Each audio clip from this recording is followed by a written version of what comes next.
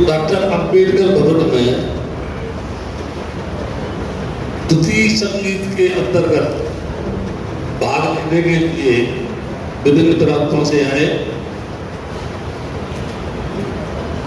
ये वर्षा का समय है और वर्षा के समय में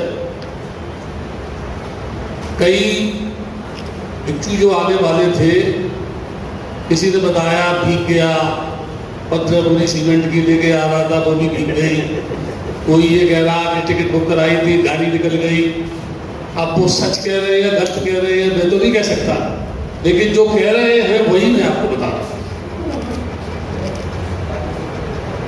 ये जो कार्यक्रम है इसका जय भीम मिशन जो संस्था है, जिसके संरक्षक दिल्ली सरकार के समाज कल्याण मंत्री राजेंद्र पाल गौतम थे।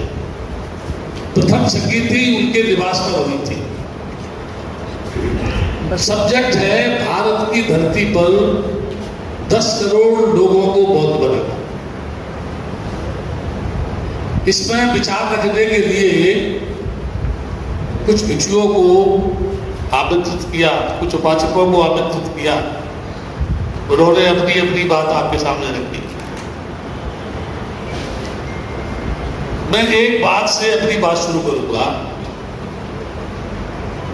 मुझे करीब 25-30 वर्ष पहले लीवर एब्सेस हुआ था और वो इलाहाबाद की जो पानी की टंकी है उसका पानी जब पिया, क्योंकि रेलवे की टंकियां बहुत कम साफ होती है, काफी समय हो जाता है हमें, बोधगया में जाके बीमार हुआ।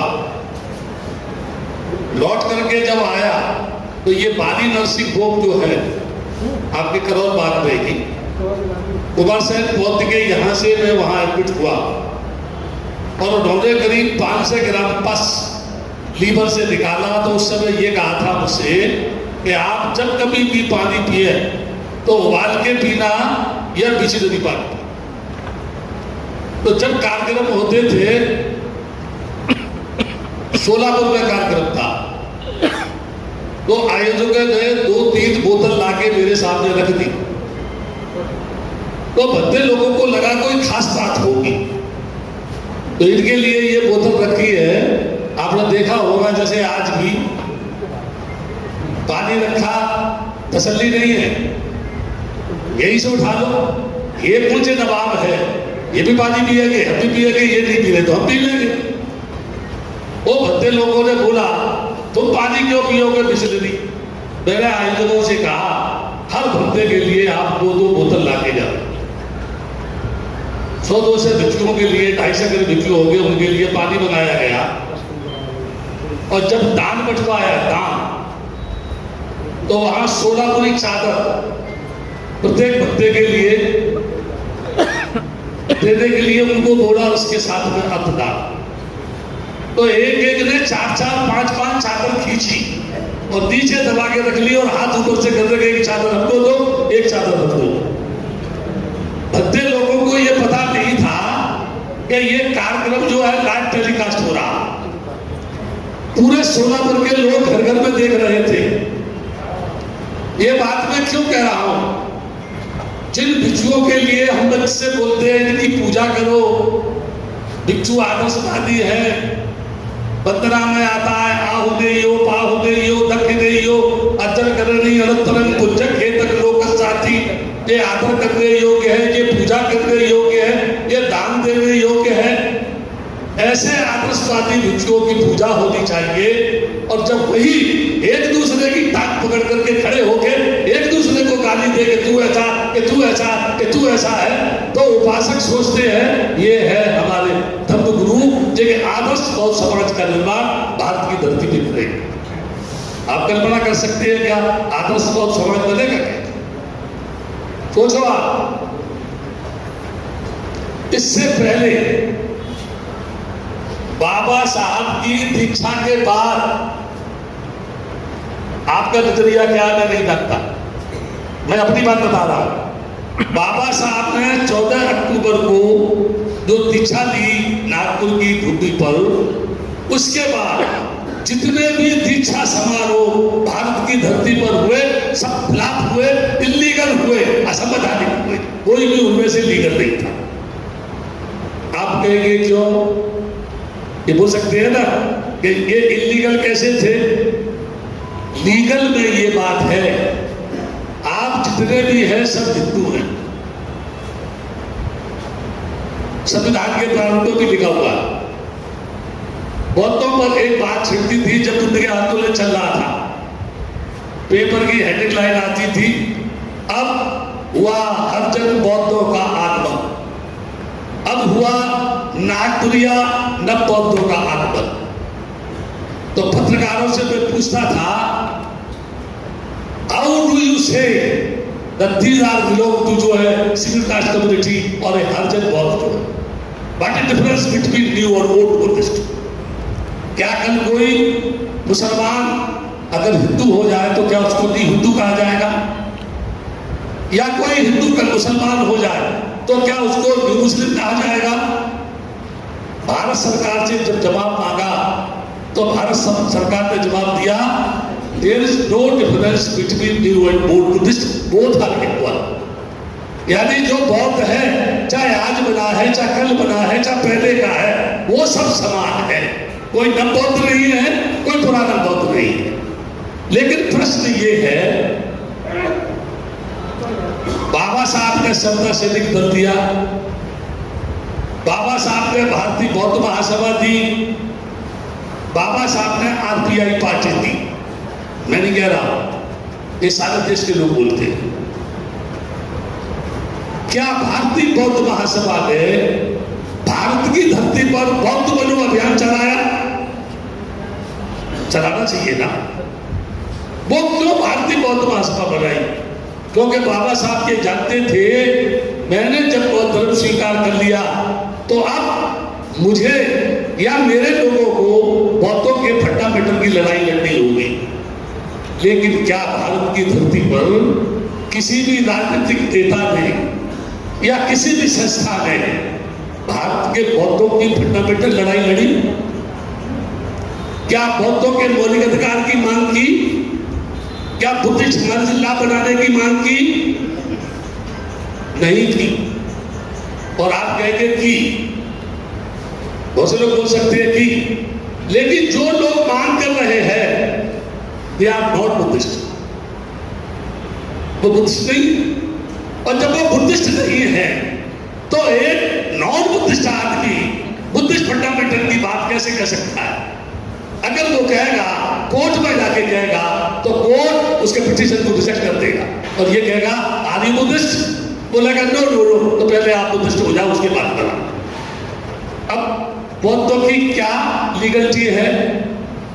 एक फॉर्म भरा जाता है, एफिडेविट बयान दिया जाता है, उसमें लिखा जाता है मैं स्वेच्छा से, बगैर किसी दबाव के, बगैर किसी लालच के, होशे हवास में जानबूझ करके फला धर्म को छोड़कर फला धर्म में जा रहा हूं, उसे कोई भी दुनिया की कोर्ट रिजेक्ट नहीं कर सकती, उसको चैलेंज नहीं कर सकती, क्योंकि वो मेरी व्यक्तिगत बात है। मैं ईश्वर को नहीं मानता, मैं ब्रह्मा में विश्वास नहीं करता, मैं आत्मा में विश्वास नहीं करता, मैं नहीं करूंगा इसकी पूजा। क्या भारत का संविधान ये कहता है कि जबरदस्ती लोगों को भगवान कहना पड़े? कहीं लिखा है कानून? किसी जगह लिखा है कि तुम ये कहो कि भगवान है? कहीं नहीं लिखा है। और मैंने 50 साल तक इस भारत की धरती पर कहा, ये सारे देवता नपुंसक है, इनमें एक भी देवता सही नहीं, सब बेकार, सब निकम्मे, सब नालायक है। आप कहेंगे क्यों? इसलिए अभी लॉकडाउन आया कि नहीं आया? लॉकडाउन में एक भी देवता नजर आया? सारे के सारे मंदिरों में घुस गए। यहां तक कि सृष्टि का जो मालिक था उसके पास भी जाने के लिए लोगों को मास्क पहनना पड़ता। क्या तुमने कभी किसी देवी के मुंह पे मास्क देखा? तुमने कहीं देवता के मुंह पे मास्क देखा? यानी आदमी के मुंह पे मुसीबा लगा दिया, देवताओं के मुंह पर कहीं भी मुसीबा नहीं लगाया। समझो, डॉक्टर अंबेडकर ने हमको 22 को दिख गया ही नहीं। हमारे बहुत सारे बंदे लोगों को डर लगता है, हम बोलेंगे भट्टे प्रत्याशी गुजरात का प्रत्याशी बनते जाना चाह रहे। कभी कोई दीक्षा हुई थी जब 22 का प्रत्याशी लगी थी तो उसके ऊपर FIR हुई नहीं हुई? ये तो पीछे बैठा बता रहा FIR हुई और उसने गुजरात से मुझको फोन किया तो मेरे खिलाफ तो FIR हो गई। अपने तुम तो बड़े विद्वान हो, तुम्हें लग रहा है FIR हो गई। ये तो 14 वर्ष 1956 को डॉक्टर अम्बेडकर ने 22 प्रतिज्ञाएं जो प्रदान की थी उनको आज तक भारत सरकार ने सुप्रीम कोर्ट में चैलेंज क्यों नहीं किया कि ये सब इलीगल है, ये 22 प्रतिज्ञाएं नहीं होनी चाहिए, इनको तो छोड़ो। मद्रास में रामास्वामी नायकर ने ये कहा ईश्वर नहीं है और जो लोग मानते वो मूर्ख है और जिन लोगों ने विश्वास किया वो महामूर्ख है। लोगों ने पिटीशन दायर किया हाई कोर्ट में, ये जो इनकी समाधि में लिखा है ये हटाया जाना चाहिए। हाई कोर्ट ने कहा क्या तुमने ईश्वर देखा है तो दिखाओ, उसको कोर्ट में हाजिर करो। कहां पर है वो, आता क्यों नहीं है, कौन सी भाषा बोलता है, कहां रहता है, किस मकान में रहता है, कितने लोग रहते हैं, कौन सी उसकी भाषा है? तो किसी ने भी उनके प्रत्युत्तर को नहीं दिया। वास्तविकता क्या है? वास्तविकता ये है अगर मैंने गलत किया है, यदि मैं अंदर से गलत हूं, मैं अंदर से भ्रष्ट हूं, मैं अंदर से बदमाश हूं, मैं अंदर से बेईमान हूं, तो मैं मंदिर में जाकर, मस्जिद में जाकर, चर्च में जाकर के प्रार्थना करूंगा, हे परमात्मा मैंने गलती की है, मुझे तू माफ करना। लेकिन मैं ये कहता हूं तू कहीं भी सृष्टि का रचयिता अगर बैठा हुआ है तो मैं जब भी मर के तेरे पास आऊं तो स्वर्ग में नहीं, तू मुझे नरक को भेजने में काम कर। मैं नरक में जाऊं, स्वर्ग में नहीं जाना चाहता हूं। क्यों नहीं जाना चाहता हूं? स्वर्ग में तो लोग बहुत कम, नरक में जाना है ना, तो मैं नरकवासियों से कहूंगा एक एक डंडा उठाओ और स्वर्गवासियों की खोपड़ी को बजाओ, इनको बाहर निकालो, तुम सब अंदर जाके बैठ जाओ, क्योंकि स्वर्ग में बैठने की ठेकेदार नहीं।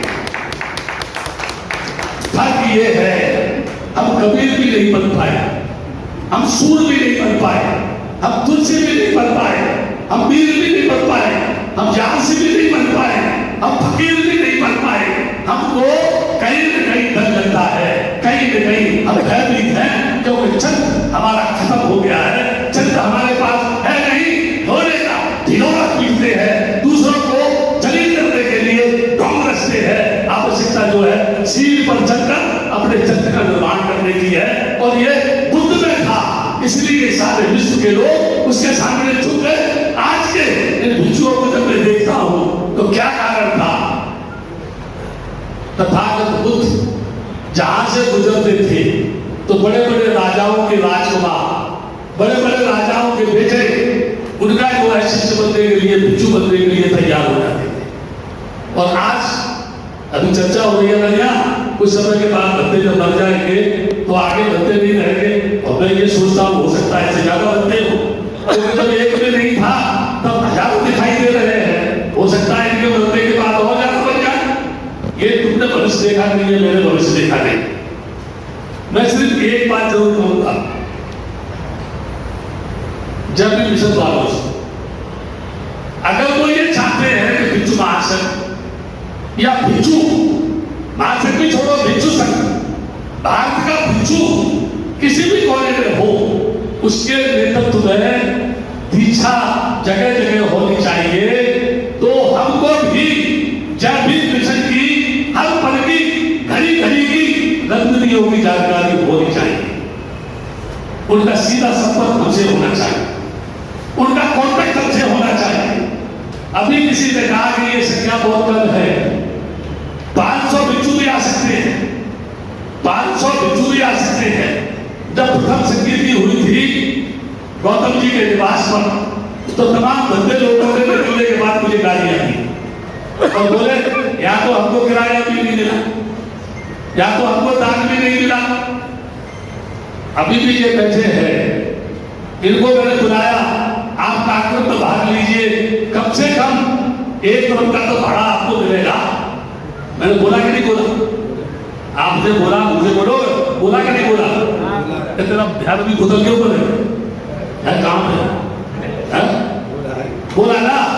अब इनको जो भी दान मिले तो इन लोगों को ये विश्वास होगा कि जहां जहां कार्यक्रम होता है हमको दान मिलता है।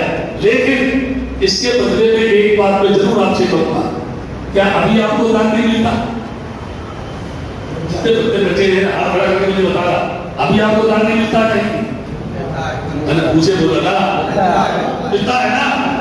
तो जब तन मन धन से समाज आपकी सेवा करता है, तन मन धन से समाज जब आपकी सेवा करता है, तो क्या आपको भी तन मन धन से समाज की सेवा नहीं करनी चाहिए? तो करनी चाहिए ना करनी चाहिए।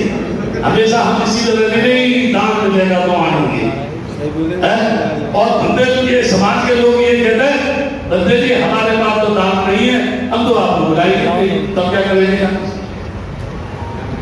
मैं ईश्वरवादी लोगों से एक बात कहता हूं, जिस दिन दुनिया के लोग ईश्वर को मानना बंद कर दे कि भगवान नहीं है, तो भगवान के पास कोई तोप है जो ये कहते हैं तुम क्यों नहीं मान रहे हो? अगर मुझको नहीं मानोगे तो तुम्हारे सिर के ऊपर 4 सिंह बना दूंगा, तुम्हारा 2 कान की जगह 4 कान बना दूंगा, 1 नाक की जगह 2 नाक बना दूंगा। क्या कभी ऐसा हुआ है? नहीं हुआ। मैं एक बात और कहा करता, मैं किसी की इंतजार नहीं करता कभी, केवल तर्क की बात करता।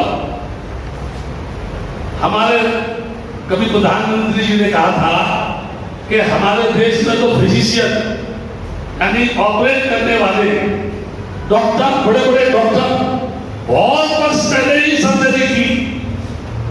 हमारे देश के देवी देवताओं ने बहुत पहले सर्जरी की। जब शंकर के बेटे की गर्दन जब उड़ा दी गई तो हाथी का सिर उनके ऊपर लगा गया। ये बात सही है कि नहीं? मेडिकल प्रधानमंत्री ने भी कहा है।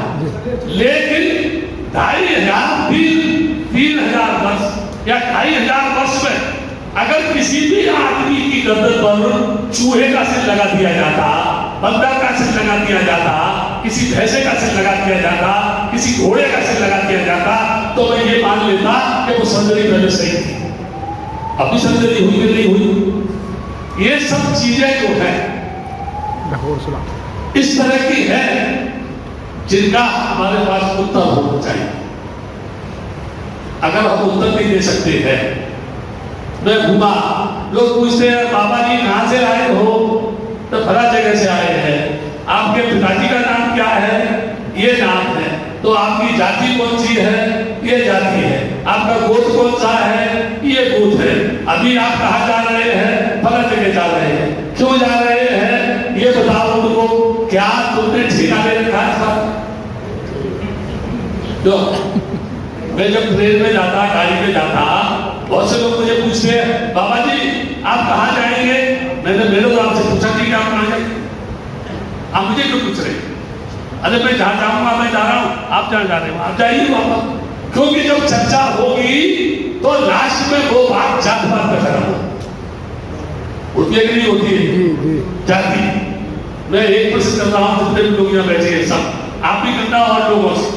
क्या प्रश्न है? कच्ची सड़क पर यानी रेत में अगर कोई ऊंट निकल जाए तो कोई आदमी बता देगा ऊंट गया, नहीं बता देगा? अगर चिड़िया निकल जाए तो बता देगा, सर्प निकल जाए तो बता देगा, घोड़ा निकल जाए तो बता देगा, बता देगा नहीं बता देगा। लेकिन अगर उसी रास्ते पर होके कोई आदमी निकल जाए तो मुझे दुनिया का कोई भी साइंटिस्ट, दुनिया का कोई भी शंकराचार्य, दुनिया का कोई भी व्यक्ति ये नहीं बता सकता है कि इस सड़क पे होके ये जो पैर बना हुआ है ये चमार का है, कि छतरी का है, कि बनिया का है, कि शूद्र का है, किसका है? ये कहेगा आदमी का है। जब आदमी का पैर है तो जात कहां से आए, किस जगह से जाएगा? ये समूह है जो जाति में विश्वास करता है। इसलिए मैं एक बात ये कहूंगा, डॉक्टर अंबेडकर ने जब अपने मन में संकल्प किया तो किसी ने उनको पूछा कल कितने बौद्ध बने? तो उन्होंने क्या कहा था मालूम है? एक तो मैं बनूंगा और एक मेरी पत्नी बनेगी। ये तो निश्चित है कि ये दोनों थे। लेकिन दूसरे दिन जब लोगों ने देखा तो वहां लाखों की संख्या में लोग खड़े हुए थे, पंक्तिबद्ध होकर के एक लाइन में, अलग अलग लाइन बना के खड़े थे, जिन लोगों ने पत्थर स्वीकार किया। मैं अपने मन में सोचता हूं वो बहुत जहां गए। Press the bell icon on the YouTube app and never miss another update.